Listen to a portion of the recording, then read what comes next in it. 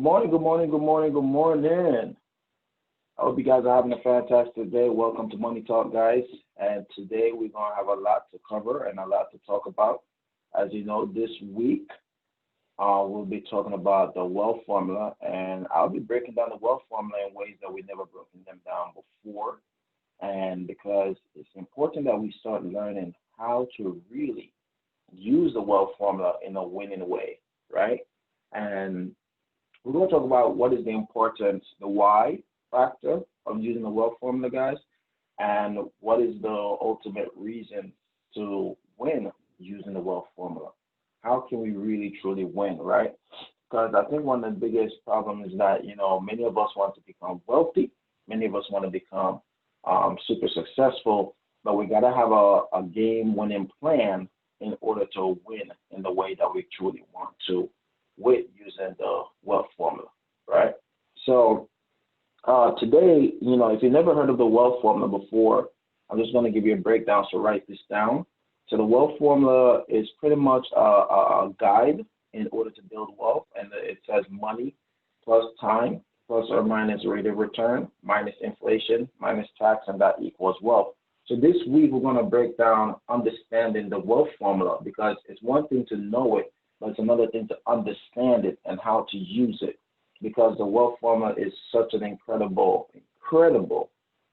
tool to use when it comes down to putting yourself in a winning position to really maximize our efforts.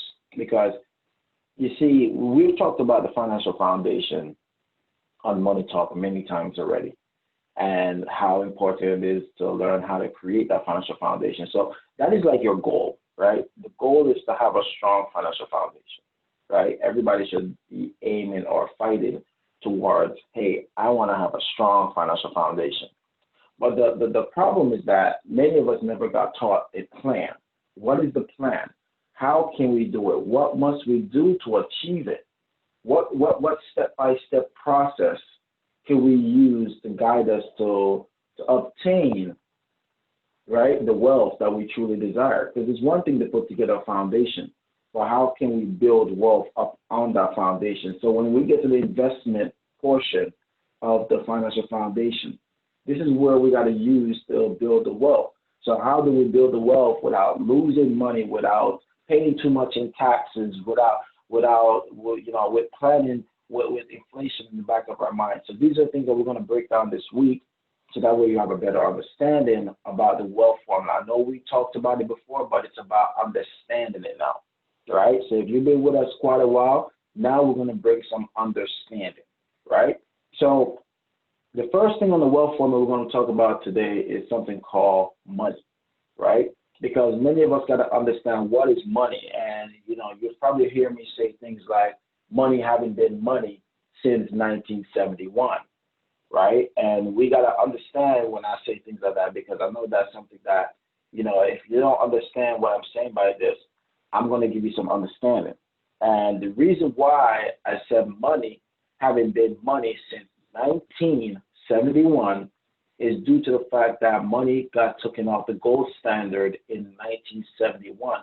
So money is not backed by anything. That's why if you look on your money right now, it says legal tender, right? It doesn't say backed by gold. It didn't say backed by silver. It doesn't say backed by anything. It's just legal tender. And if you know what legal tender is, that's why they say this money pretty much, represents all debts, public and private. Like I said, go in your purse right now and look at the money. It will tell you, right? That's why I keep telling you guys that this thing that you're working for, this thing that you're fighting for, this thing that you're, giving away the most valuable asset that you have, which is time, and you're trading your time for something called a fiat currency. So when you're sitting here fighting every day at your job, or you're fighting to grow your investments to get more currency, right? That's the money. That's why you got to understand how money works, right? So this is a currency that is losing value every day due to inflation, right? This money is losing money value, buying power every day due to inflation. But what is inflation? Inflation is pretty much, this is why the wealth formula helps you to understand, guys, right? I hope, are you guys getting that? Like, am I going too fast for you so far? hit that yes or no button. Like, are you following me so far? Right? Because the thing about the wealth formula is that it really opens your eyes, right? It opens your eyes. Okay, I see I got one said yes. All right, I'm going to slow down again. You ready? Let me slow down because it's important that you catch it, all right? So once again, money haven't been money since 1971. It was 1971 they took our money off the gold standard. Gold standard mean that every time you had a dollar bill, right, and it had a gold symbol on there that says backed by gold. Let's say that ounce of gold was $50, right? You could have went to the bank with the $50 that you have in your pocket, give them the $50, and the bank should give you say an ounce of gold, right? So ever since the country took us off the gold standard, now the money is not backed by anything. That's why the Federal Reserve could print as much as they want now, because there's nothing to keep it accountable. So when you really think about it, the money that you're working for, it truly has no real value. The only value that it has is the value that you give it. That's why it says that the fiat currency is due to mutual trust. It's the people. We give the money that you have in your pocket value. We are the one that make this money feel as if that it really has any real power, but it really doesn't have any. Why do you think it's losing its buying power over the years? It's because the more money, or better yet, the more currency that is printed by the Federal Reserve and it's being dumped in the economy, it's being spread widespread. So the more money that is printed and put into the economy, right, which doesn't represent how much the country have earned. That's why they said that if the country keep printing more money than it actually earns, it will represent that every one of us is losing value of the currency that we have in our pocket. That's why do you think the cost of living go up every time, right? So when you think about money, guys, think about the word currency, fiat currency, all right? There's a big difference. That's why I said money hasn't been money for the past since 1971, all right? And you don't believe me? Go Google money backed by gold, right? And you'll see when was our last time our money been backed by gold.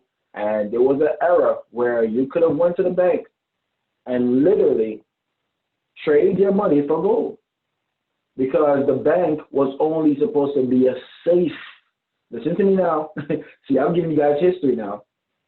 The bank was only supposed to be a safe place to store and hold your gold. Remember, we had the gold era, the gold boom. Why do you think everybody was moving to California? It was a great place to go mining. People was finding gold left and right in America. We had the largest gold reserve in the world, right? Gold was everywhere. It's always been about gold and silver, right? So if the money or the currency that we have don't have any true value, then it almost comes back down to why are we working for it, right? Well, it's because we as a people haven't been educated. But I'm pretty sure if you know somebody that was born in 1969 or in the 1950s, and ask them if there was a time where the money, you could have traded your money and get gold at the bank, right? And the bank was a safe place to hold your gold, because you don't want to hold your gold in your house and someone come and rob you. No, that's why you were able to use the bank. You see, the banking system was created by the Italians, all right? If you didn't know that. The Italians and Jewish people, these are the folks that have created the banking system. That's why you got to learn these things, guys. You got to understand it. So did I catch you up now? Do you guys understand the whole history of money yet? Like, there's more, but it's not enough time to go deep into it. I just don't want you to get an understanding of the money, right? Because now you're going to understand why must you save more, right? Because here's the thing now. in order for you to build wealth underneath our current monetary system, right? And why I'm using words like monetary system. The reason why I'm using words like monetary system is so that you can go Google it. Please, Google these things. Go watch the video. There's a video on YouTube that breaks down our monetary system. If you don't start learning our monetary system, then you're not going to understand how to truly build wealth. You're not going to understand how this money flow works, or what we call the cash flow. If you don't know how the cash flow works in America and how does the American monetary system work, then why do you even want to work for money, right? Why do you want to work for money? So the monetary system is very important for you to learn, because you must learn how does the money move from the Federal Reserve. And oh man, there's so much I got to teach you guys. Okay, I'm going to do it. I got time. All right. So here's the thing. Many of us, you probably never knew that before 1913, when the first income tax, listen to me, before the first income tax got enrolled into America, we never had income tax. We never had to pay an income tax.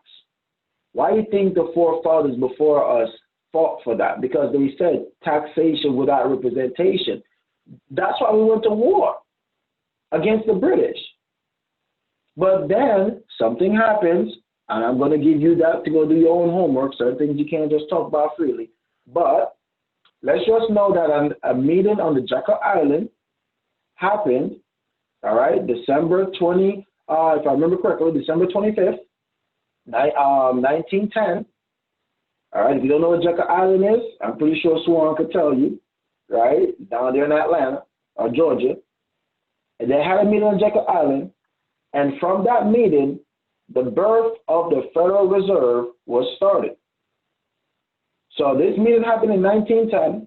The Federal Reserve was implemented in 1912, and the first ever income tax was implemented in 1913. 1913, the income tax was there. It was at 7%. It's called the First Income Tax Act, okay? And that was implemented. That's how income tax was created. Now, what happened is once Federal Reserve, also known as central banking, now became in charge of the money flow. And that's when we were slowly losing control. You see, it's important to learn. And it's important to ask questions like why, who, where. So now that you understand a little bit more about history on money, well, how do we use it for the wealth formula?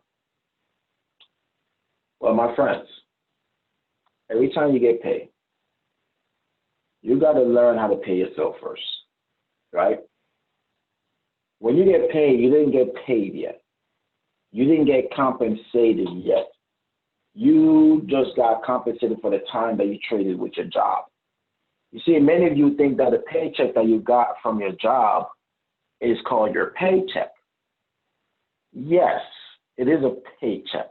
It's a paycheck that compensates you for the time that you gave to that job. You, the worker, didn't get paid yet. Okay? And most of the time, you never got paid for your job working there for 20 years.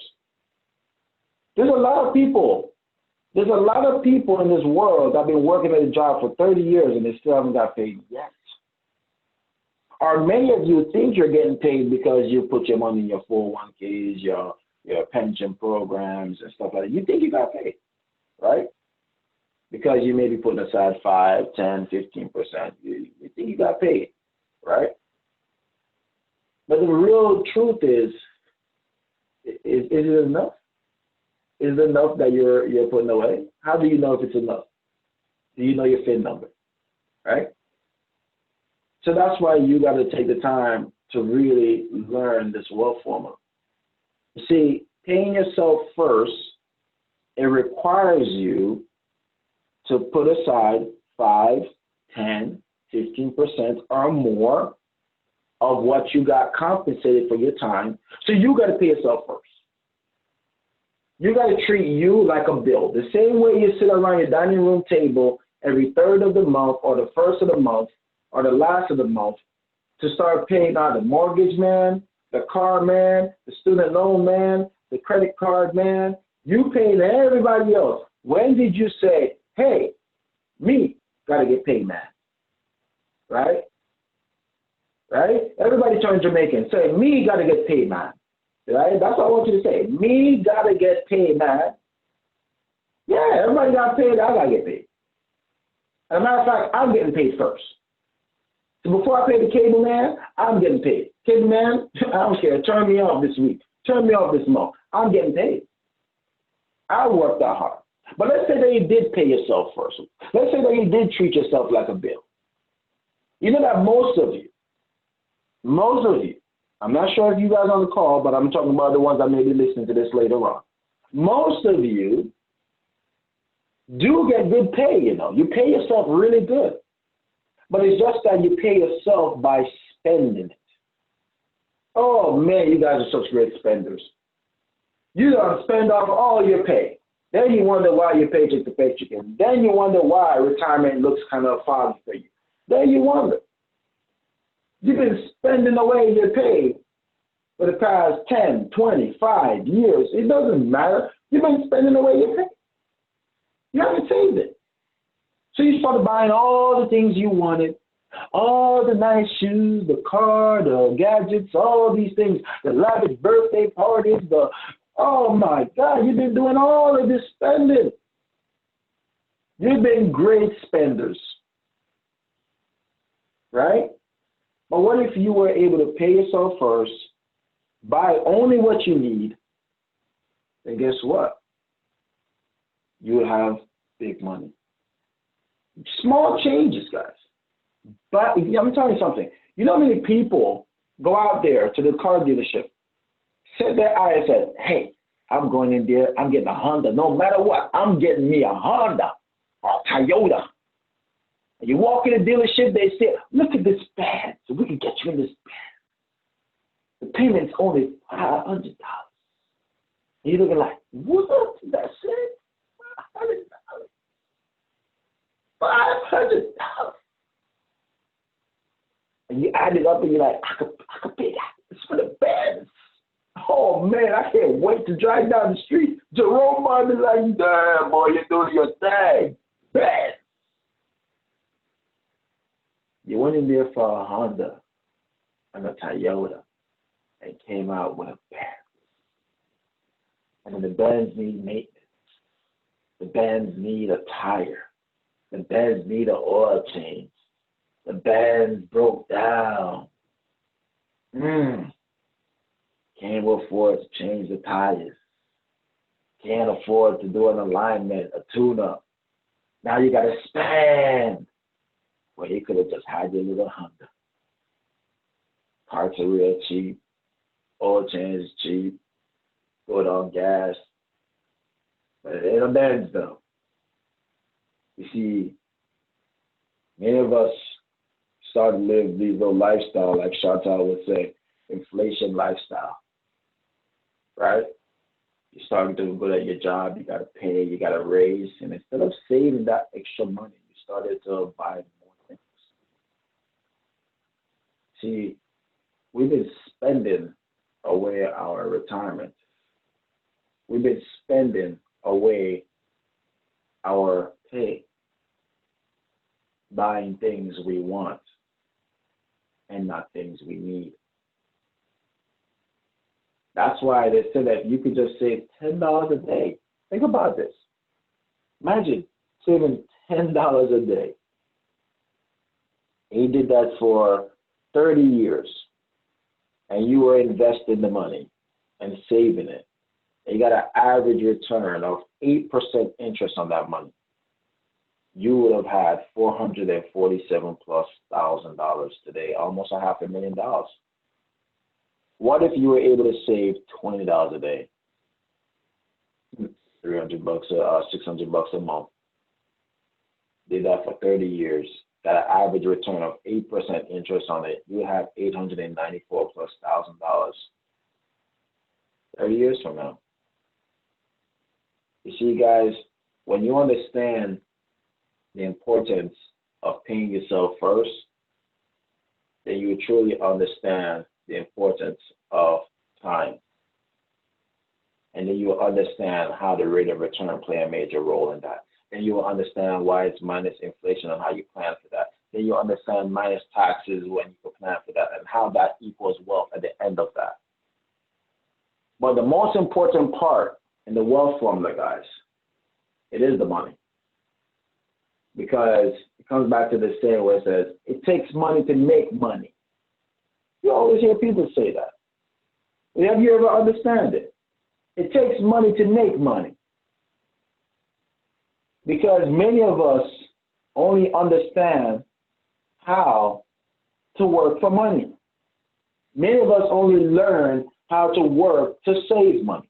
Many of us only learn how to work. But we weren't taught how to make money work for us. We weren't taught how to go play golf all day and still make $100,000 a day. How do they do that? You all know why, how they do that? It's because they paid themselves first early in a couple of years. See, I always hear the saying, and I keep telling you guys this as I'm coming to a closing.